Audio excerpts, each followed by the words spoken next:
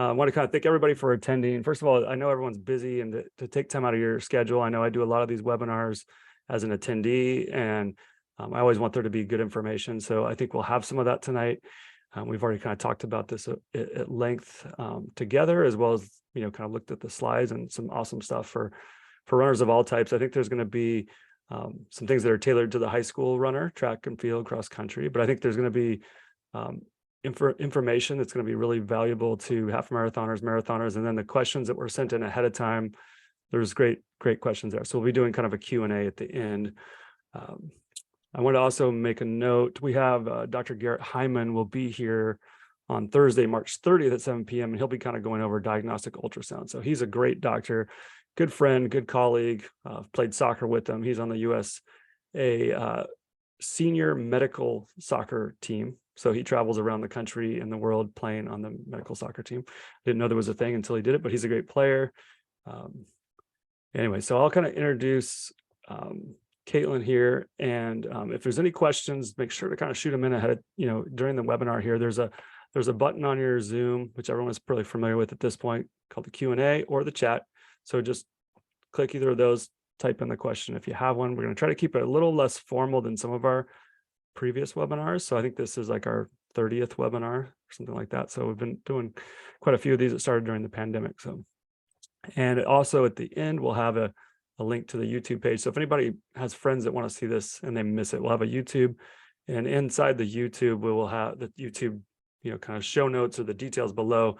We'll have all the links to Kaitlin's website, to Kaitlin's social channels, and any kind of comments people have there. We'll kind of keep an eye on those and try to answer those as they go too. So without further ado, so I want to introduce Kaitlin, who I was introduced to about 2 years ago, something right around there. And we've kind of grown close over the last couple of years. Her and her husband are now going to be living in Kirkland here, which is awesome for me because we get to see them as both colleagues as well as neighbors of sorts. So it's been kind of fun for us to collaborate kind of on runners that she sees and runners that I see, and then people that I think could use some coaching. So we have a lot of collaboration back and forth, which is really fun. And it's been great to kind of meet her. I've kind of talked about Avi, so we're going to see how you do on your views on YouTube. See if we can beat Avi. But Kaitlin, she's kind of like, and if you kind of looked at her website, you're going to see that she's kind of a well-rounded runner, I guess is what I would say, although highly, highly successful. But I think just my take, just from knowing you as long as I have, is that you just have a really good balance of what's important, but also what's important for your training as well. So her website's called Run Joyfully, but like she has on the site too that she finds joy in every mile, which I think is awesome. But a 4-time Olympic Trials Qualifier. So, a big dog here. She competed in the 5,000, 10,000, and the marathon. And then she, like we said, she trains now here in Seattle and more properly eventually here at Kirkland. She's a new mom, which is something that kind of resonates with a lot of my patients and a lot of my runners.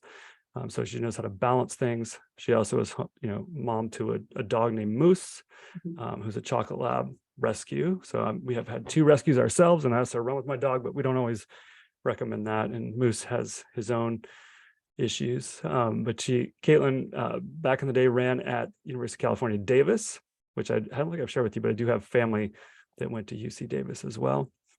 And then, I think after graduating, she had the question that we all have is like, well, what do I do? Do I go the professional route, or do I hang up the spikes? And so she packed her bags up and went to San Francisco and decided to become a professional runner, which I think is that's a gutsy move, but super fun.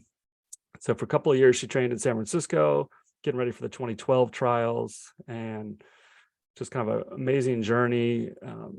Her dad was her coach in cross country, like so many parents of ours did. Sports, still helping recruit for the webinar to this day.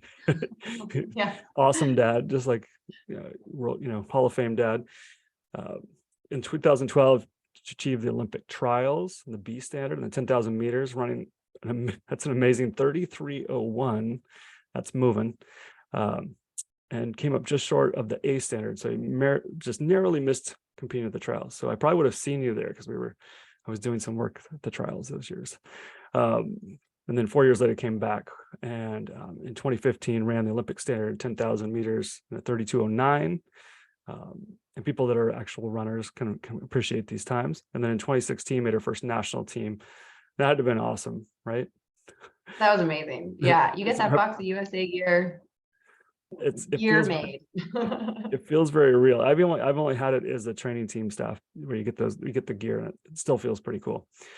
At the 2016 Olympic Trials, finished 11th in the 10,000 meters and was only one of 2 women to compete all 3 distances. So it's kind of the triple header there, right? So it's kind of like the triathlon or the heptathlon, the 5K, the 10K, and the marathon all competed in. That's unheard of, really. And track was kind of her major love, and then the marathons kind of grew on her. I think like they do on a lot of us, especially as our speed dips in our later years. And she finished 5th at the 2017 USA Marathon Championships in a PR of 2 hours and 32 minutes, which is just that's moving. What were the splits on that? You know, it was even split. Very even split at halfway. So metronome status. Okay. Thanks, Dad, Coach Dad, drilling that into my head. And then there's more that you can read about on our website. And she'll talk about some of this in her talk too. But you know, she's done the New York City Marathon, Boston, so many things. But I think the other thing that she just does a great job of, which I think you'll kind of glean from this tonight, is just her ability to manage runners, understand that there's more than just the running component too that comes into it. There's sleep, there's family, there's social, there's psych, and of course, nutrition and fueling. So without further ado, let me know if I missed anything there, but I think we'll get some of it more detail. But again, ask questions as we go, and just excited to have you here virtually. We're usually in person, but for you and I, but it's good to see you tonight. Thanks, Ben. Thank you for the intro and for the chance to be here and talk to your community. And thanks everyone for joining tonight. And yeah, super excited to talk about fueling for fast, as I like to talk about it, fueling for success. And, you know, fueling is just one of the components to being a successful athlete. You know, one of those is PT. I saw Ben yesterday. He's piecing me together as we're trying to get to the Boston Marathon start line. So we'd been talking about this and saying, what should we do a webinar on? So I'm excited that this is our topic here tonight. And please, you know, throw the questions in. I know some had come in as we were going, but excited to chat tonight. So. It's awesome to have you here. So thanks. And the dog and child are put safely away, so you can. Well, yes, the baby is eating. Talk about fueling. The baby's eating, and well, it's 7 p.m. So the dog has already eaten. He eats at 6 on the dot. Yes. He will let you know that it's dinner time. There's no time change with dogs. They're aware. So. Well, this is just a little bit about me. Ben, you already gave me this wonderful intro, so thank you. I will just share that, you know, as we're talking about fueling tonight, I'm going to speak from my experience as a pro athlete, my experience as a coach. I have a master's in public health with a focus on nutrition, but I'm not a registered dietitian. So I'm going to come at this based on my experiences and some questions that come in. I may say, we're going to kick that to an RD, but I will do the best I can to answer and share, and we could learn tonight. So just a quick outline about what we're going to talk through. I'll share a little bit about my approach to fueling on the run. Then we'll spend some time talking about how high school coaches can support their athletes with nutrition. Then we'll go through some fueling tips and tricks. This is probably one of the questions I get asked most often on social media that my athletes ask of me. So we'll go through some of that, and then we'll open it up to questions, do some Q&A. So let's dig in. Wanted to talk about my approach to fueling and what I think has really helped me with longevity in the sport. I'm 36 now. I've been running for a long time and still now postpartum trying to compete at the pro elite level. And I believe that one of the things that's been the key to this longevity and being able to stay healthy and be a durable athlete with Ben's help is seeing fuel as all things in moderation. I really aim to fuel well so that my body can withstand the demands of training, just, within a training cycle, within a season, but also year over year. So I really see eating as a really crucial part of the training. One of the things that I will, tell my athletes and just kind of remind myself in training is you need to have a full gas tank for this peak athletic performance. You can't be running on empty, especially not marathon training. And, whether you're a high school athlete, you're running the mile, the 2 mile, or you're training for a marathon, running on empty is not going to get you to the finish line. Part of how I approach fueling now is I don't have any restrictions on things that I eat. I have dessert daily. I had some chocolate peanut butter cups on my desk here earlier today. As I said, I am an adult, so I will have an adult beverage from time to time. I think there's room for everything in a healthy runner's diet. I do try to put an emphasis on whole foods, on foods that are less processed, and fresh foods, nutrient dense foods. But you also have to recognize we're busy people. If you are a high school athlete, you have a lot of demands on you. High school is a hard time, academically, athletically, socially. If you're a high school coach, my dad is a high school coach and my mom is the youth swim coach. They are busy, very busy people. So recognizing that in the context of life, sometimes you have to have some processed foods in there because you're on the go. And if the option is not fueling or fueling with something processed, fuel with something processed.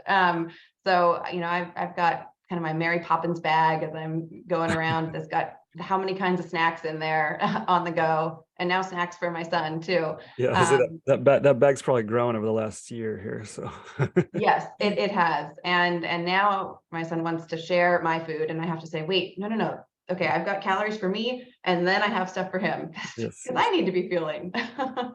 Well, I would say too, just quickly to interject, is that I would say most of the high school and college athletes I've seen over the years have had fueling issues. So it's not only just the fact that your metabolic processes and where you're getting the energy from could be, deleterious to your body, but it's also when you don't have that final energy to finish the workout or to finish the race, your mechanics kind of suffer too. And you'll probably touch on this at some point, but I think it's something to kind of note is that like when you're not feeling fueled, then your mechanics are going to kind of suffer. Your cadence is going to slow, your hip drop's going to increase, that sort of thing. So Totally. It's more than just, and you watch someone at mile 20 of a marathon, or the 7th lap of a 3,200 meter race, and you can tell when the gas tank is running low. absolutely. Yeah. So in that spirit of wanting to maintain that optimal performance all the way to the finish line, you need to set yourself up for success. We're going to talk about this later, with pre-run fueling and thinking about post-run recovery.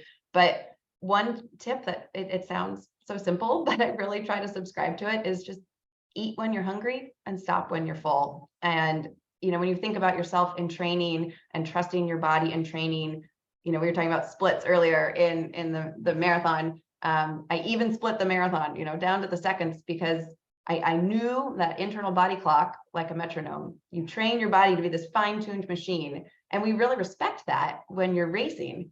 Why don't we also respect that when we're eating, when we're fueling? So if you are hungry, your body, this fine-tuned machine, is telling you, refuel me. And so it's really important to listen to that cue. Yeah, and I think people get really good at turning off that messaging when it comes to pain and intensity. But I think you have to really listen to it, because it's really trying to tell you something, especially the athletes that you and I work with.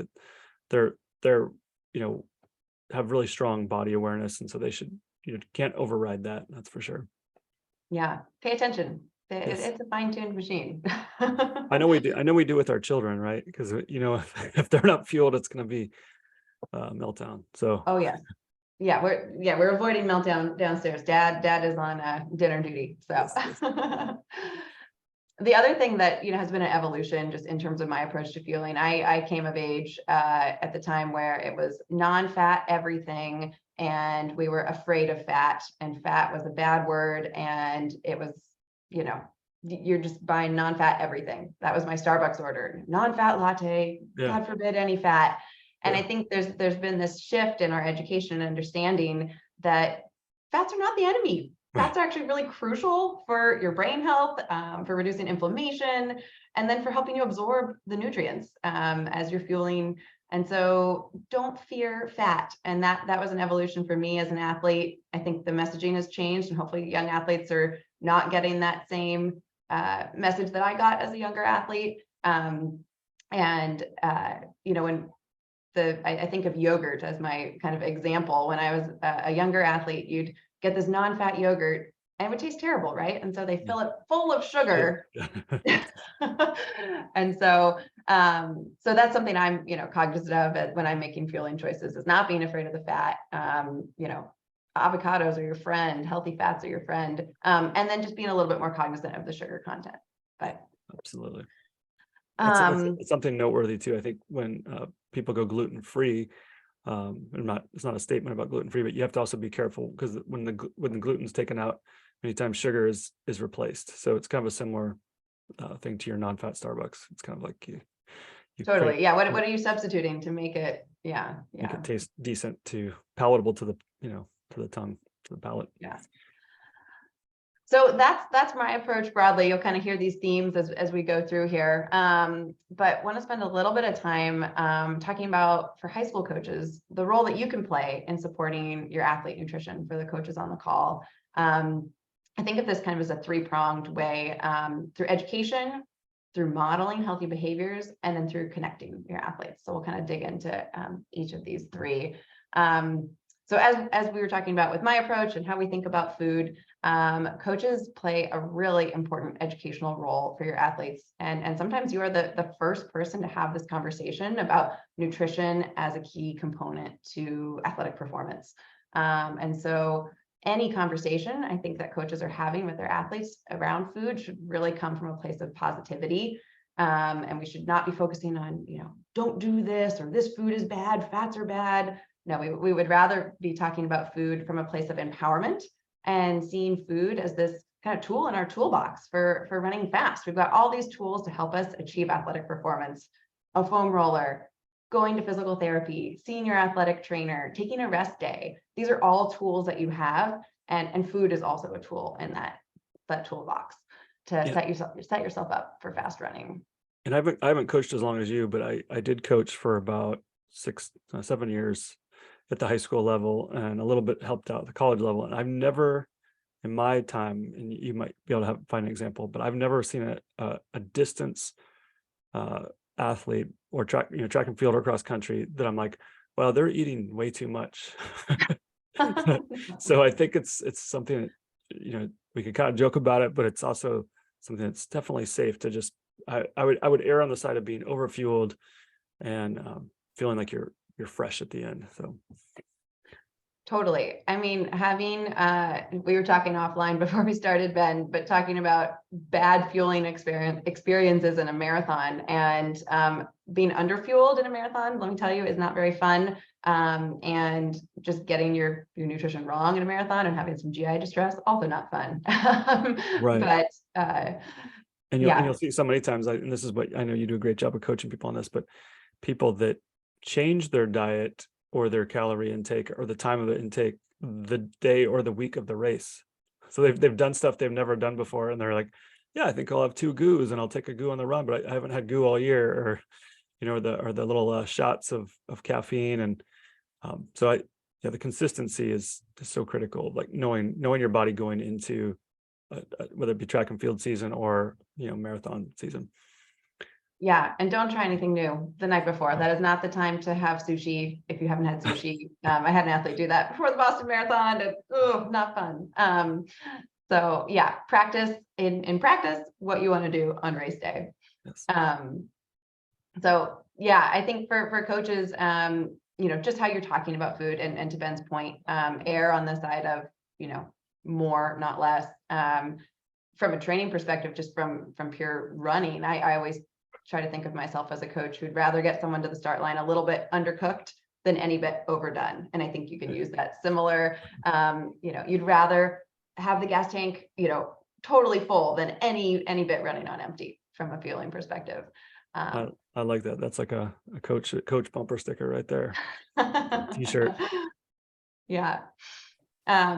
So, and I think part of that education with your athletes is really being able to make fueling fun. I was thinking today about, some of my high school running memories, which is farther back in my memory now as I'm getting older here. But, some of the best memories I have from high school cross country are pasta feeds.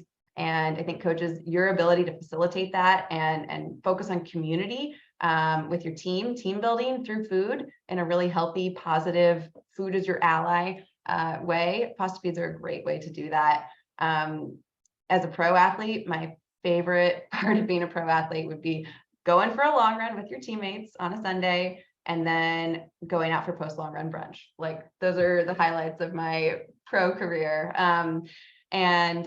So I think just being able to make fueling fun and again, have a positive conversation about food.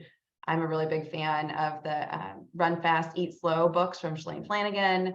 And I've had that just with friends, swapping Shalane's muffins for superhero muffins. Now she has like 25 kinds. And so I'll bake some, freeze it, give it to a friend. They'll bake the other recipe, freeze it and share. And just a way to kind of have a healthy and fun relationship with food. But then also through connection. So I think making fueling fun, coaches play a really important role here. Yeah, I think your point too on whole foods and taking time with others is kind of a super great, point to kind of drive home. And I think so many people will do that long run and they'll just eat a bar in the car on the way home.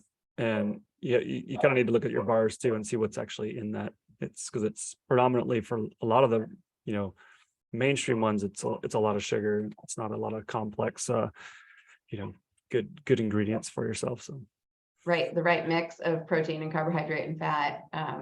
And I actually will grab a bar that I will eat on the way home and then go, whether you're going out to brunch or you're going home, because sometimes that time from finishing practice, if you're a student athlete and you're finishing practice, I was guilty of this in high school, you'd get home at 6 o'clock, you want to shower, you got to start your homework, dinner might not be on the table at my house. My dad's on the webinar, sorry dad to throw you under the bus, but dinner sometimes was not till like 9 p.m. because my dad would, cook and it'd be late. So I've been done running for, 3 hours. You got to refuel sooner. So that's where a good bar can like help kickstart that recovery. So I again, the Mary Poppins bag, I got the bars in the bag on the way to brunch. there you go. That's good. So I think another area where coaches just play such a valuable and important role with your athletes is modeling this healthy eating as well as hydration. And so being a positive example yourself, making healthy choices in front of your athletes. I know as a coach, I have struggled at this when you are, at a track meet and you are there all day and you are so focused on your athletes that you forget to eat, you forget to drink. And then you find yourself crashing a la mile 20 of a marathon.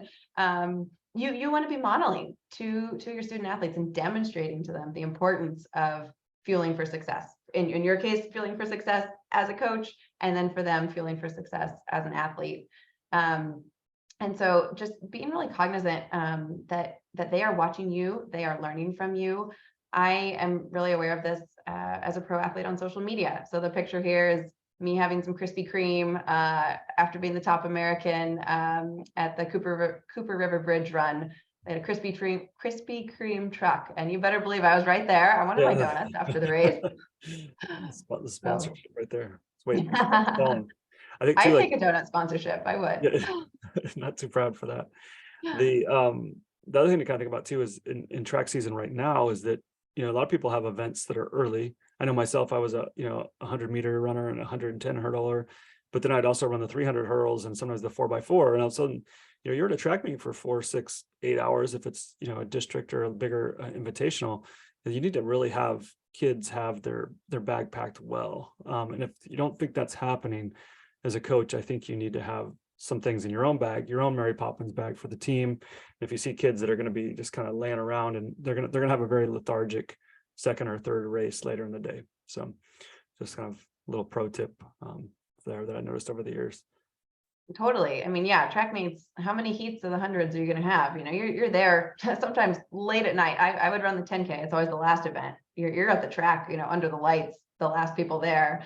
And the other thing I would say with coaches, I got to do a talk at a track camp with some South Seattle schools over the summer. And, sometimes your student athletes may not be able to pack a track bag with snacks all day that are healthy snacks. They're going to fuel them. So you as coaches working with parent volunteers, maybe with the PTA, if there's some budget, I know budgets are always tight, but if you can help provide some of those healthy refueling options to make sure your student athletes have that and have that available to them, I think that is a challenge that some of the athletes may be facing from time to time. So coaches can play that role there too. The other thing on the modeling piece, I'm really cognizant of this right now as a new mom, and introducing solids to our son and talking about foods and just being really aware that I don't want to label any foods as good or bad. And thinking about, as I'm going for a run, I don't want to use language around, oh, I'm going to go earn my dessert by going for this run, or associating food as a reward, but rather seeing food as this fuel. It's not something I need to earn. It's fuel that's setting me up to accomplish my goals. And just being really cognizant of that language, that's new for me. I haven't really thought about that as much in a coaching capacity, but definitely as a parent, and I think it applies to coaches too. No, that's great. That's a great point. Kind of creating a positive relationship there where there's not good and bad. Yeah. Moose might disagree though. Moose does not discriminate on Yeah, food. All food is good food to Moose. He likes a treat. Yeah. So I think the other area that coaches can play a really important role is with connection. Sometimes for coaches, you may be kind of that first line or that only line of defense with your athletes in terms of talking to them about food, helping them fuel for success. And then sometimes we realize there's a time and a place when we need additional help and support, and we need to bring in the experts there. So I think one role coaches can be really critical in playing is connecting your athletes to registered dietitians. That's something that, I as a coach, my athletes, we want to talk about fueling a lot. And I have to recognize sometimes there's a time when I need to say, this is beyond my area of expertise. We got to bring in the expert. Let's connect you to an RD who's better equipped to address some of these issues, especially if it's conversations around weight or disordered eating. I think I'd be remiss to not acknowledge that in our sport and running. We know there's a lot of research that shows that competitive distance runners are at higher risk of body image issues, disordered eating. I'm sure folks here have firsthand experience with that. And so just being an advocate for your athletes, as I'm sure you all are. And the other thing to think about is a one-on-one session with an RD can be quite expensive, cost prohibitive. And so I think one area that I know I found so valuable in college was having RDs come and present to our team. That is really where I started to understand some of these fueling for success for the first time. So have an RD come talk to your team, give a presentation. I think that's a great, going back to the education piece, a great resource that you can be in connecting your athletes. And so many of the people that I see, this is a question I always get from other PTs is, how do I connect my patient with a registered dietitian without, assuming some of the stereotypes? Because it's not necessarily an eating disorder from the moment you kind of recognize it. It could be something where you could use proper, kind of some softer language where you can get them to a proper performance fueling. And then maybe that's something for the dietitian to explore, but it might be, under the guise of performance-based to start. I think that's a really safe way to approach it, because a lot of people say, how do we, what's the way, the gateway to getting that discussion going?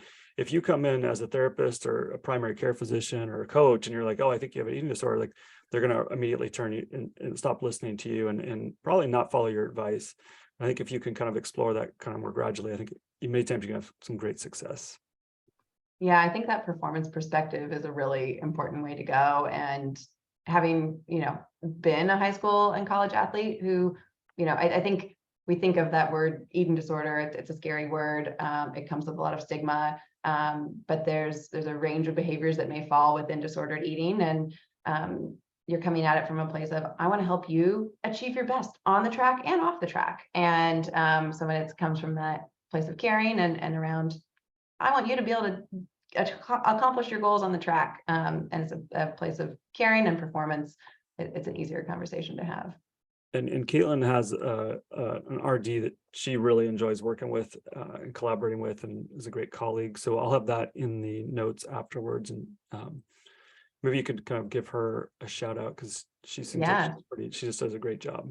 Yeah, no, Starla Garcia, that's who I refer my adult athletes to. And she's a registered dietitian and also Olympic Trials marathoner.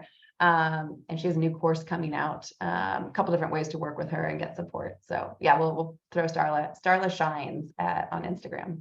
Okay. Yeah. So let's shift gears here. This is talking about fueling tips and tricks. These are like the most common questions that I get. So wanted to just kind of run through, and again, this is just based on my experience as an athlete and a coach, but talk through a couple things that have worked for me and worked for my athletes. So I would say one of the biggest performance jumps that I saw myself make as a pro athlete was when I started eating breakfast before my morning runs. And it sounds very simple. It was not running 8 by a K on the track at X pace. It was not, some magic spikes. It was eating breakfast. I used to just roll out of bed and go for my run. And, the last meal I'd had was dinner the night before. And so when I started doing some pre-run fueling, just to top off the carb stores and give yourself a little bit of energy, top off that gas tank, saw some huge gains. That's when I ran 32:09. So that should be a good motivator right there for everyone. yeah. So a couple of my go-tos here. I really love these picky bars. I can easily digest those. A nice mix of carbs and fat and protein. Keeps me full throughout the run. They're a little pricey, and so you don't have to have a fancy bar. You can have graham crackers. You can have a banana, just something to top off those carb stores. But pre-run for morning runs, especially, really, really important. And then thinking about, high school athletes, if you're having your practice in the afternoon, hopefully you're having breakfast, hopefully you're having lunch and some snacks in between. But one thing I found, and especially as a pro, when you're racing track meets at night, you really have to be cognizant about what you're eating in those hours before. Make sure it's not something that's going to upset your stomach. So trying to avoid excess fiber. I made the mistake once of having a big old salad for lunch before an evening track workout, and I haven't made that mistake again. The salad comes after the track workout now to avoid some of that GI distress, and make sure you're having enough time for that digestion. So if it's something like a banana and a graham cracker, you might be able to, roll out the door and be able to run pretty quickly. If it's a bigger meal, you might need 2 hours to digest. So trying to plan that as best you can and kind of mix and match with your nutrition throughout the day. I threw a couple examples on here for breakfast. Eggs, you've got some healthy protein and fat in there. Have a piece of fruit, have some toast with avocado. The avocado is going to be some of that healthy fat. So this nice mix of the carbs, the protein, and the fat. I found like a turkey sandwich to be okay on my stomach. If I were to have, a big bowl of spaghetti for lunch and then try to go to track practice, it's going to be a little tough. So. I'd find you under the bleachers sleeping. Yeah, nap time.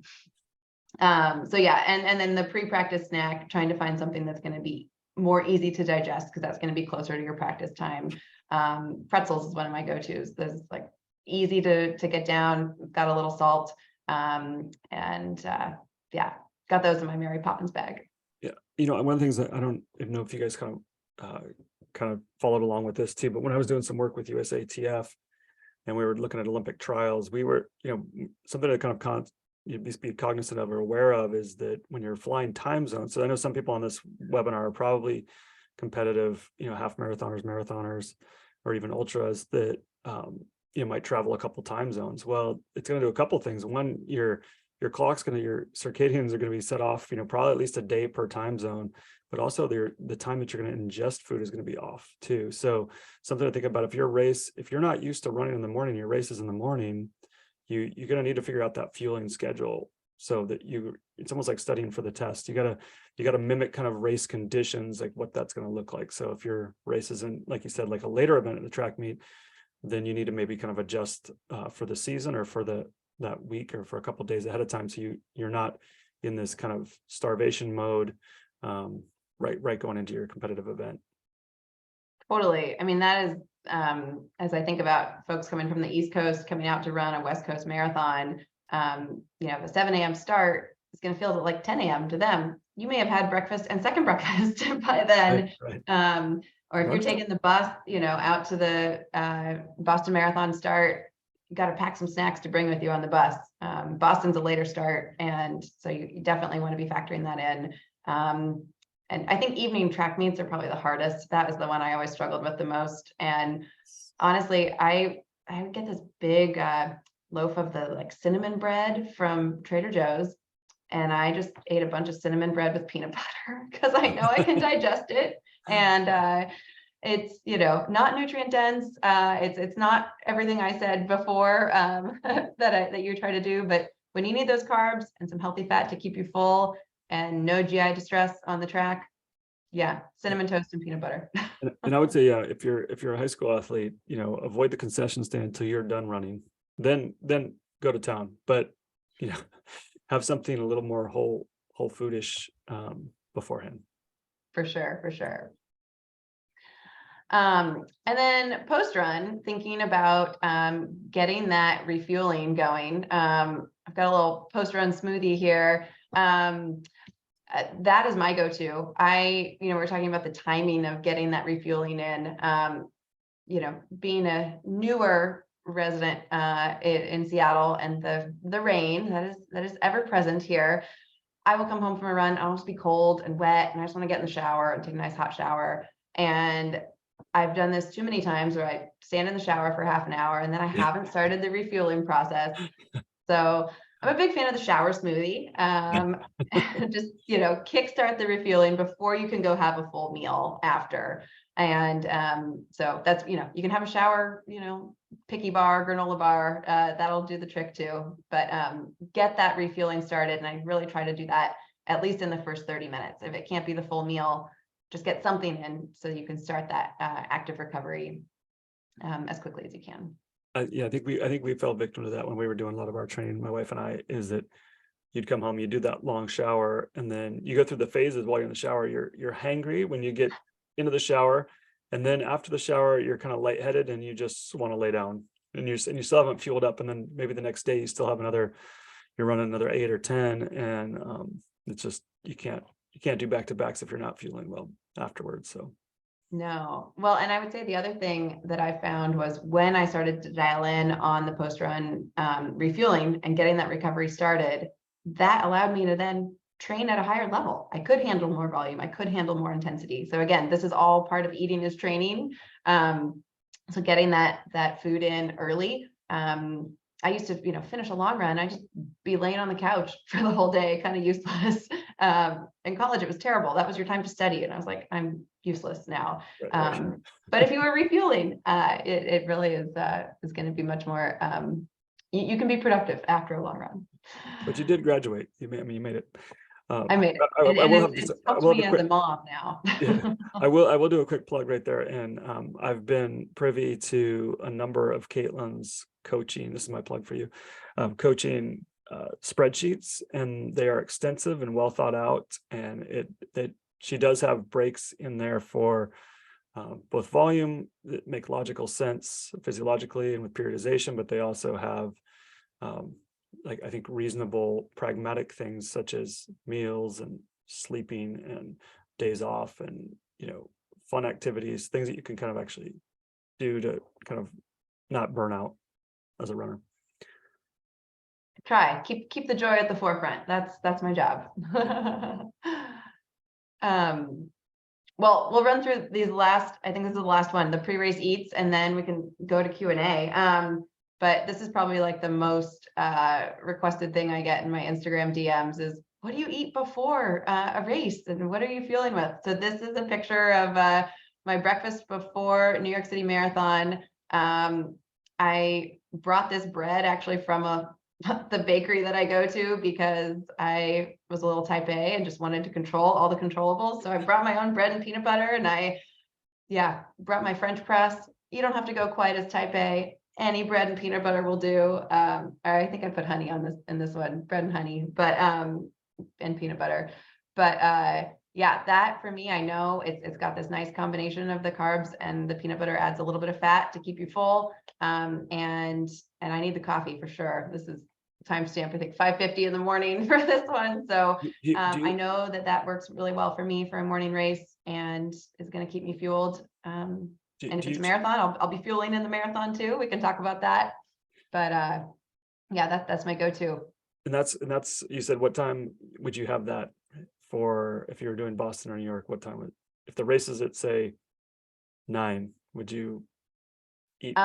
So for 9 a.m. I usually warm up about an hour before. If it's 10K, if it's a marathon, you're not really warming up that much. So I do this 2 hours before. Okay. And so yeah.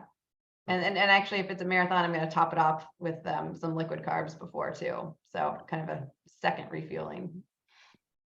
But yeah, and the other thing with fueling is thinking about the night before. That's also, we talked about this already. Don't try anything new. Don't go to the new sushi place, before your race. So, and post race, it's important to celebrate. We talked about food as part of community, and so I always love to celebrate with friends, celebrate your accomplishment, and even if the day didn't go quite as you had hoped, I think it's still important to celebrate. Anytime you cross the finish line, that's a good day, especially in a marathon. That's a good day. So celebrate, and doing that with food and drink with friends is fun. Keeps the joy there. So that's the formal side of things. We can I can stop sharing here. We've got a host of questions here, so this will kind of help satisfy some of the questions that are out there. We had a bunch sent in ahead of time, and we've got more that have come in. I guess the first one, we can start with this. What do you think about while you are running? So I'm guessing not so much like a track workout, but maybe like a longer distance run. What do you think about, or how do you keep your mind busy? I run with music a lot if I'm running alone. I'm a country music fan, so I have some good country music playlists that I will listen to. And yeah, I will really kind of let my mind wander, let my mind go. Sometimes I'm thinking about current events. Sometimes I'm thinking about my son. Sometimes I'm thinking about my to-do list that's 10 miles long. But yeah, my favorite runs are when I'm running with friends, and you're actually not thinking so much, and you're just enjoying good conversation with good training partners. When you're running with friends, do you pick people within a certain reasonable pace of yourself, or do you run to them? I'll run with folks who are faster than me, and I'm like hanging on for dear life sometimes. And Avi and I will go for a run together from time to time, and I'm a little faster than he is for now. He's training hard right now. So yeah, I don't discriminate on pace. It's the company that matters. Yes. It's social, just like the food part, right? Totally. If you're a high school runner and you kind of wanted to run at the next level, so the collegiate level, what kind of words of wisdom or pearls do you have there as someone kind of completes that process or makes that jump to the next chapter? Yeah. Well, I would encourage you to definitely pursue collegiate running if that's an option for you at any division. I ran Division I, but D1, D2, or D3, I think all offer really awesome experiences. And I would say your coaches want to see you having longevity in the sport. And so it's important to perform well in high school, obviously, to show that you have those times in you, but they want to see that you have room to progress and that you're going to be a contributor on their team for 4 or 5 years if you end up redshirting. And so I think important to show that progression over time, and I think also important to show that you're well-rounded, that you're a student athlete, and you're not going into pro running, you're going to college. And so I know for me, I didn't have the fastest PRs coming out of high school. I was not a state champion.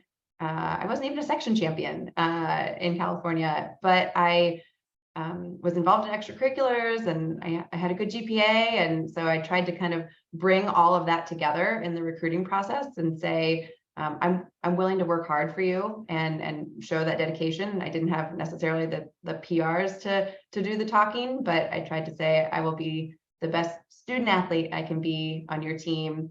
And I think a lot of coaches really value that. So show where you shine across the board. Bring your Yeah, whole self. I 100% agree with that. That's I think when, I have a lot of friends that are in recruiting of different sports, and I think you don't want someone who feels already at their ceiling. Yeah. And you also want somebody, to your point, like you want someone who's going to be a good teammate and good for the culture of the team. Totally. So I think, interviews with your coaches matter a lot, your high school coaches, like what they tell the collegiate coaches about you and your behavior and your history. And like you said, your, the kind of energy that you bring with you is going to kind of matter significantly. We had one come in just on the live chat too. What do you recommend? This is a little more granular, but I think you're the person to answer it for sure. What do you recommend for interval training to increase speed? And how often do you like to do speed workouts? And I will put the caveat on this is that most injuries I see are from speed workouts for distance runners. Yeah. So I think it's really going to vary depending on what you're training on, depending on your training load. I know it sounds like a cop-out answer, but one thing I have found for myself to maintain speed as I've gotten older, as I've shifted to the marathon, to rebuild speed, returning to running postpartum, is strides. I feel like strides are like the best bang for your buck in running. Doing 4 to 6 or 6 to 8 by 100-meter strides after your run 2 to 3 times a week. Sometimes, coaches may have you doing more, listen to your coaches. But with my athletes, I try to keep strides in there 2 days a week at least. And that is really great for speed development, for thinking about your run cadence, thinking about your form. I know that was big as Ben and I were doing my return to run after baby. It was a lot of strides. And I think it's funny because I 100% agree, but I think as a former track coach, and you probably would echo this, is that I think I've had more eye rolls about strides, like, oh, I have to do strides. Oh, like, oh wow, I'm back to the track, and it's like I want to lay on the high jump pit, not or the pole vault pit. I don't want to run strides. So yeah, strides actually are really, really critical. Yeah. For here's one I think that is a great one for you too. These are fun ones because you have so much, such a breadth of experience. For college runners that like to get sponsored and run professionally, what is the best thing to do or events to sign up for? It is, I will say, a challenging thing to run professionally. And I think you really have to be persistent. This is probably my best advice. I was not a sponsored professional runner until, 2016, I think. There were many years that I was running in the professional level, but without a sponsorship or just with, a gear and bonuses deal as opposed to a salary. So be persistent, and it may take some time. So be patient. Depending on your level of accomplishments coming out of college and what you've been able to do, you may want to work with an agent coming out of college. I did not have the PRs at the time to work with an agent, or I was not fast enough for agents to be interested in me at the time. And so I was doing a lot of that advocating for myself on my own, and trying to show value to brands on my own. Eventually I did work with an agent down the road. So that may be an option for you, but it's not the only way. And so I think to show value to brands is really being your authentic self. I think having a social media presence is really important to brands, and it's less about right now how fast you're running and more about that community building and how you're engaging with an audience. So I think tell your story. It's interesting. It's not necessarily what your PRs are, but what your story about running is. And I think you're asking too, what events are really important to do. I would look at the USA Road Racing calendar and the Road Racing Championships. That series is a great way to get exposure. I know, and I had a top performance at the USA 15K Championships, and beat some folks who were sponsored, and I beat some folks who I beat an Olympian. That was a big deal, and that got some notice from some brands. So I think if you can go to a USA Road Champs, they have everything from the mile to the marathon. When you have a good performance there, that opens some doors for you. That certainly did for me before I signed with Adidas and the Boston Athletic Association. It was after I got 5th at the USA Marathon Champs. That's some good advice. I mean, I think the takeaways I have there is be a great communicator. So maybe a minor in communications, win some important races, post some good times, and be engaging, I think, and be approachable. I think kind of authentic. I think that's totally a great thing. It doesn't hurt to have a good photographer as well. So whether that's yourself or a friend or a spouse, because if you already look like a sponsored athlete before you're a sponsored athlete, that really helps. I know I was working with a couple athletes out of Stanford, and when the NIL thing came through, like there's people that already had deals. They had 44,000 followers, and they had deals the moment that whole kind of legislation passed through. So it was that's definitely one way to kind of get there too. Yeah. This would be a kind of fun one to think about here. What is your favorite race you've ever had, and maybe why? Ooh. I would say, well, we were just talking about the USA road racing circuit. So the USA Marathon Champs a couple of years ago were hosted by the California International Marathon, which is in Sacramento, about 20 minutes from my hometown of Davis.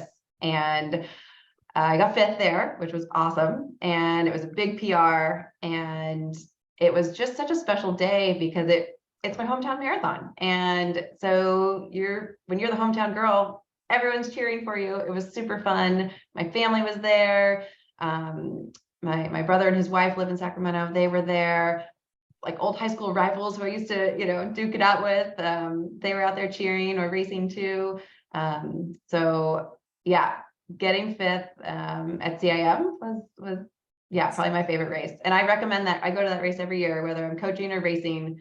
For folks who want to run a marathon, I will sell CIM till the cows go home. I love that race.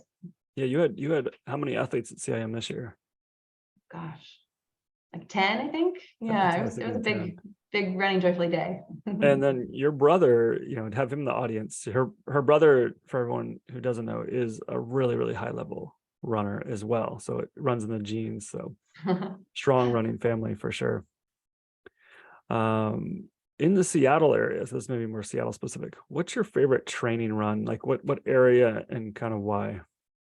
Oh gosh, I love running in Seattle. That is a hard question because there's so many great places. I do a lot of running on the Burt Gilman. I love seeing so many people out when I'm running, and there's people walking, there's people biking. I'm out there with the baby jogger. Like I love seeing all these other people out on a run. So I'm on the Burke quite a bit. I love to go to Green Lake for workouts. I work out at Green Lake from time to time. And then I guess not Seattle, but I love the Cross Kirkland corridor, and we're going to live pretty close to that when we move to Kirkland. So gosh, what a gem of a rail trail, the Cross Kirkland corridor. So those are probably my top 3 in the Seattle area. We had another couple of questions that just came in virtually here on the Q&A. This is from Steven. Do you have any special formula for fueling during a long marathon or marathon plus run/race? And there's a question that's kind of similar after this too. Any pro tips for eating before a race? I run empty and have tried to fuel, even waiting 2 hours then running still always feels like I'm going to barf. Having barfed in a couple marathons myself, I can sympathize. So what I try to do, at least the pre-run, try to find something that is easy to digest. And so even though it sounds like you're giving a lot of time, we're still having some GI distress. So it might be the timing piece, maybe part of it, but then also what you're fueling with. I have found that I do better drinking my calories and carbs sometimes if I'm having GI distress. And so I will do, instead of a goo or a gel, I will drink. There's now a bunch of stuff on the market. Morton, Scratch Labs, they have like a super fuel, and it's a powder, and you mix it with water, and then you're just sipping on it. So kind of, Gatorade times 100. And so I will drink that if I'm having a hard time eating something. Sometimes too, I'm really nervous before a race, and chewing is hard, but drinking your fuel is easier. And then when I'm fueling in both the marathon training run and then what I do on race day, because I try to replicate in training what I'm going to do on race day, I will aim for about 20 grams of carbs every 30 minutes at least. And so that gets you at 40 grams of carbs an hour. Ideally, I will try to push that out. That's that fine line for me. Am I gonna, barf or not? And so how many carbs can my stomach take? So I think it's gut training. It takes time. You can't just go do that in your first long run. You have to work your way in. I might start with carbs every 40 minutes. And then as my stomach handles that, then I'll try at 30 minutes. I take a bottle every 5K now. That's in marathons when we have our little bottle stations in the pro field. And so I'm taking carbs like every 5K now. Right. I think that's a good ratio, 20 grams every 30 minutes. And then of course, body size is going to be determined of that. But I think like you were saying, and you were kind of alluding to this, is that this is part of your training. Like you need to figure this out months in advance, and what foods, what types of foods, and how much volume of the food can be done consistently and feel good. Because like you said, there's going to be those stresses. And then I think things to avoid would be things like we said that are new to you, as well as just like things that are freebies the day of the race. Hey, here's a cup of coffee. Like, and you grab it on the, like the things that you wouldn't normally do in your normal training run. If you're used to having coffee every morning on an empty stomach, then, or a semi-empty stomach, then great. But if, all of a sudden just like grabbing a banana and a coffee and you don't ever do that, it's kind of a recipe for trouble. You might spend some time in the honey buckets there early. Yeah. Okay, here's kind of a good one for just all the moms out there, and that is, how is juggling being a mom affected your training? And it's affected it a million ways, but what are some of the things that really resonate? Oh yeah, I mean, it's changed things in so many ways, and some of them in challenging ways and some in really positive ways. I think one piece, so I'm breastfeeding my son, and that has meant that I really have to up my calorie intake as well as hydration, because I'm not just fueling for me and my training, but I'm also feeding him. And so that has been challenging to figure out, honestly. I thought I was fueling well, and then I've had some humbling hiccups in postpartum running that, Ben's been there for that, trying to piece me back together. And I think really dialing into the hydration has been really a big part of that. And running in a postpartum body is also humbling and different. And so I've just tried to give myself a lot of grace, and not have any timelines or expectations about what my body should look like, how I should feel in my body, what my times and paces are. My journey is going to be different than yours, than any other pro athletes that I might compare myself to, and so really just trying to be give myself grace with that. I would say the best thing about juggling training and being a mom is bringing my son on runs. You'll see us on the Burt Gelvin with our baby jogger. I love sharing that with him. And I think it's also made me mentally stronger as I've been doing workouts and training for Boston. I have this like mental strength that I've never had in training before. And I can just go to places in training that I haven't been able to, because I don't know, mom strength is real. Yeah, it is. A couple of things there. I think maybe we can get some information on this afterwards, but I think, when we're talking about breastfeeding 3, 4, 5 times a day, it might be interesting to figure out what the fluid loss is. I know a lot of moms I've worked with over the years, they do have issues with cramping in the calves primarily. And that could be more related to jog stroller. It could be more related to the breastfeeding, because you're losing so much hydration as well as vitamins and minerals. So that'd be a good one for people's OBs, but it might be an interesting formula if we can figure that out offline. The other thing I think that you didn't mention, but maybe you could touch on, because since I know you, is the role of sleep as a new mom and training. Like, what does that look like? Because we know that, your REM sleep is going to be a really reparative period of time. And we know that with say 4 to 6 to 8 on a bad night, 9, I've been there because I bottle fed, is that many interruptions really affects that morning to midday run the next day.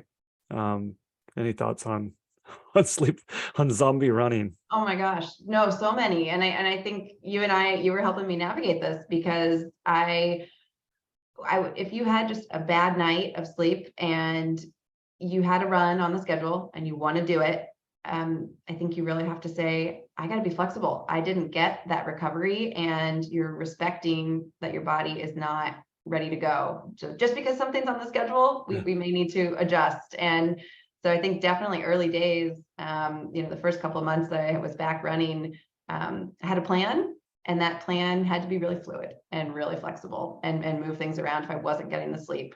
Now that I'm in full marathon training, it's been really helpful to have, when my son was still eating at night, my husband would sometimes take the night feed and do a bottle feed, because he knew either I was recovering or I had a big run the next day. And so having a partner or a spouse, try to take over some of that when you have a high training load day coming up. And if that doesn't happen for whatever reason, or you have a bad day, I've had to text training partners and just be like, I'm sorry, I'm going to sleep. I'm going back to sleep, and I have to do the run in the afternoon or on the treadmill. Yeah, and I think that's people become kind of sometimes a slave or beholden to the calendar, and it's really more of an idea. Yes. So your body is actually going to be the one that dictates it.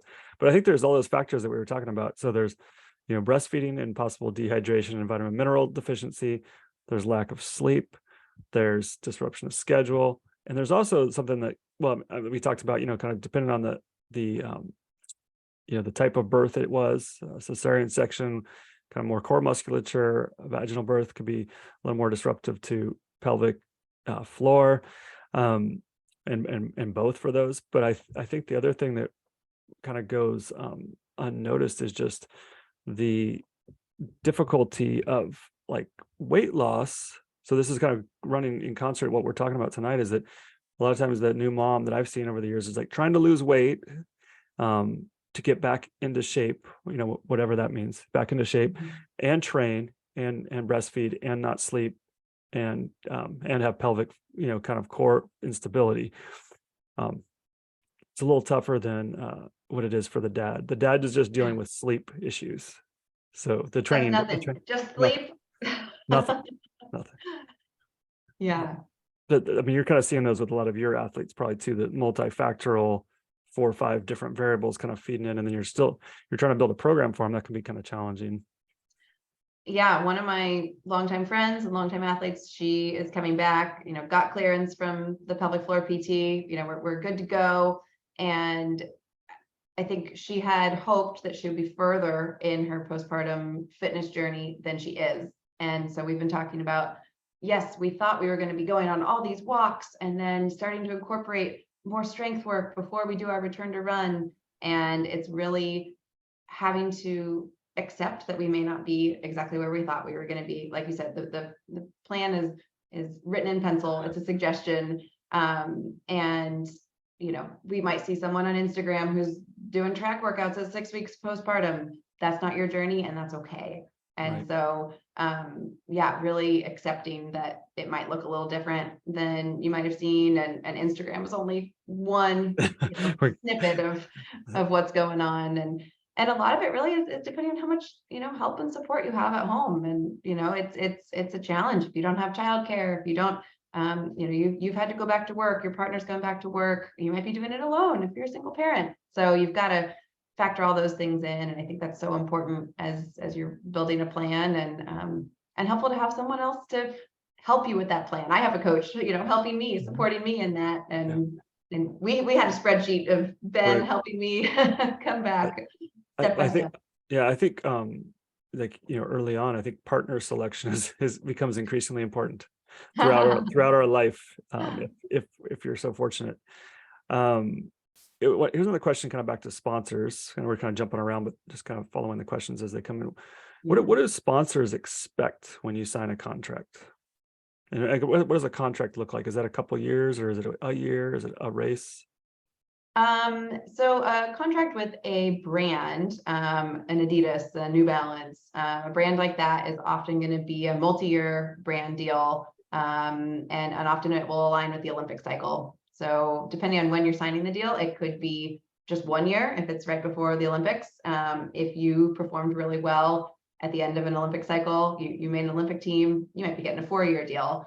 And so it's going to look a little different, but those hopefully will be paying you a living wage and we see in sport, especially the field events, throws, jumps, those are not always living wages paid by brands. And it's a little bit feast or famine out there. But that will include, a salary. Often there will be allowances for paying a coach. You'll have medical allowances to, pay your PT, pay your sports chiro. And then there'll be a travel allowance often as well, for you to travel to meets and have a travel budget. And then tons and tons of gear. That's the super fun part. It's like Christmas, you get a gear shipment. So that's what a good sponsorship contract with a brand would look like. I will say brands should also include a clause around pregnancy and postpartum, because not all brands do. There's been improvements in recent years, but many brands still include reduction clauses in their contracts that say, if you do not perform, if you do not hit these times, you do not make these teams, we can reduce your salary by X amount. And sometimes that can be the case if you have a baby and you haven't raced, they can reduce your salary. So that's the goods and bads of it seems like a natural marketing opportunity though for them as a new mom, right? Like it seems one like would think. you would think. Okay, last question here. What roles does social media play in your life or the growth of your business, and maybe how do you grow that? Great question. Yeah, I started kind of right as Instagram and Twitter were getting started. I was coming out of college, and as Ben alluded to at the beginning, I moved to San Francisco and said, I'm going to be a pro runner. And I wasn't maybe the traditionally fast athlete at the time who said they could be a pro runner. But I started blogging about my experience back when blogs were a bigger thing. And so I started having a social media presence, was blogging about my experience, telling my story. And I think that started to resonate with some brands and with sponsors. And so that really helped me kind of get in the door as a pro athlete, even if I didn't have the times. I wasn't winning championships right out the gate, wasn't making Olympic trials right out the gate. So it has played a really big role in my life as an athlete. And we were talking about contracts. I've had social media, expectations from brands. That's a big part of contracts, especially now. And then in terms of running joyfully and building my business, it's been huge in terms of just connecting with whether it's younger athletes, whether it's athletes who are postpartum, whether it's athletes who aspire to go to the Olympic trials. It's just been a really great platform for me to connect with the running community. So it's a big part of my business, and it's a big part of me as an athlete. And I really enjoy it. No, you do a great job. If you're not following her right now, what's your handle there? What's the Runner easiest way to follow? KG. Okay. Just you put great content out every day. It's amazing. So I guess in closing here, thanks for all the questions too, by the way, and thanks for all the answers as well. It's awesome. Great to have a resource like this in Kirkland now. But thanks for everybody kind of for attending. You can let your friends, family, teammates know that this will be posted on our YouTube channel probably tonight. So we'll get that on there. And then on there, make sure to like and comment, ask questions in the comment section, and of course, subscribe if you can. That's how we get the content out to more runners and more people that have similar interests. You'll find Kaitlin's on there, like I said, and her husband's, if you want to see the other half and his exploits in the return to sport, which was going to be on hand and wrist, which was awesome. We had a great time with him. So we have the best way to get in touch with her. We'll put your handles in the details section, and any other things that we need to add in there that we might have missed on your end. Give me the views, guys, so I can beat my husband. No, Awesome. Thank you, Ben, and thanks everyone for attending. This is great questions, and really appreciate all the Q&A. Appreciate you doing this, and we look forward to keeping an eye on your training and on all your athletes that will be at Boston. So you have about 10 in Boston? Yeah. Or more. Yeah. Okay. So we'll have some, so take a look at our Instagram, especially as we get closer to the race. We're just not too far away, and you'll get to see some of the highlights. So you do such a good job of highlighting all your athletes as well. So it's really exciting because I think you're one of those people that's vulnerable, approachable, genuine and authentic. So like what you guys are seeing here tonight is Kaitlin, as far as I know. Moose might know you differently, but this is the person I know. So awesome. Thanks for being here. Thanks for doing this. And we'll see you on the trail. Sounds good. See you in Kirkland. Awesome. Thanks so much. Thanks, Ben.